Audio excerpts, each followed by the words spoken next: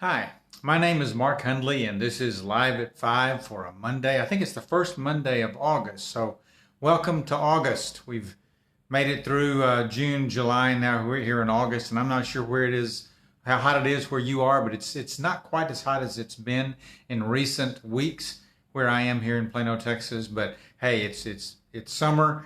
It's less than 95, I think, so I'm not complaining at all. We're going to do probably a couple of three this week. I think we've been cutting them back some to two or three a week. I'll be back with you again either Wednesday and Thursday of this week or Wednesday and Friday. Haven't really decided, but we'll be hanging with you a little bit and sharing some information for the next couple of days. Today I wanted to talk with you about when words fail. When words fail. Now I know I've said this before at least twice, and I know you probably may be here kind of tired of hearing about it, but my wife tells me that I have more words than the average woman. Yes, I know, more than the average woman, not the average man, but the average woman.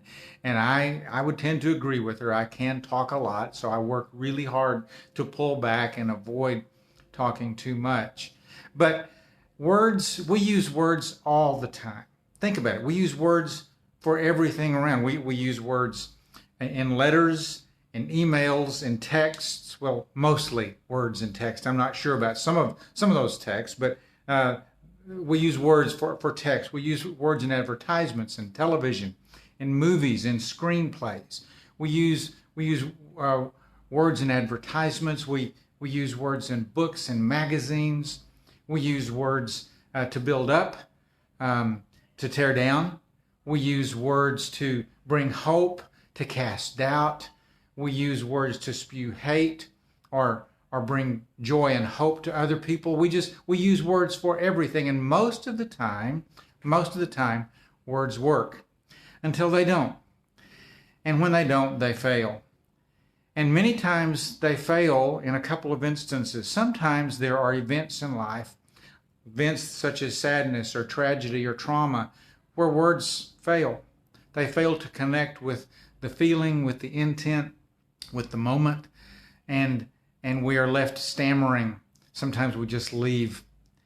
Words, another time that words fail is sometimes in extreme joy and celebration and anticipation. Sometimes it's just we're just so excited that words just can't come out because there are no words to have that we could share that would adequately connect with our brain, with the emotion of the time. And I know you've probably been connected with some of those before. I know that I have in various, either on the receiving end or the giving end. I've had times of tragedy and trauma and disappointment in my life where people tried to say things and they couldn't, or the words that they shared were hollow or shallow. And I knew they had good intentions, but the words just didn't work. They failed. There have been times, in fact, I remember one time of celebration. This was many years ago. It was after my first marathon. I had trained and trained and trained for months, and I ran the marathon. I'd suffered a bit of an injury. I found out later that the injury was as a result of a stress fracture in my tibia. So I was in extreme pain for the last 6 miles or so of the race. And I remember going into having my medal in hand and my running gear on. I remember entering the lobby of the hotel that was kind of the event epicenter of everything. And I anticipated a lot of talking going on. I anticipated a lot of people congratulating one another and having high fives and yippies and all those kinds of things that you think about with celebrations. But when I walked in, I was taken aback. I was stunned because everybody who had run the race was silent. And all that was happening is as we walked through with our medals either in hand or around our necks, and we were looking into each other's eyes, we either just gave a thumbs up or a nod or a smile, sometimes all three. The words failed to convey everything that we were experiencing in that time. You see, every event that we have, whether it's a tragedy or a sadness or a loss or some sort of victory or a celebration, has a space around it. We have a space around each one of those events in our lives, and very often in the lives of others, in the lives of our family and our friends.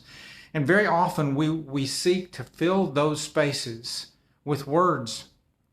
And whether the words mean anything or not, whether we've thought about what we want to say or not, whether we've even anticipated or contemplated whether those words would mean anything to the recipient.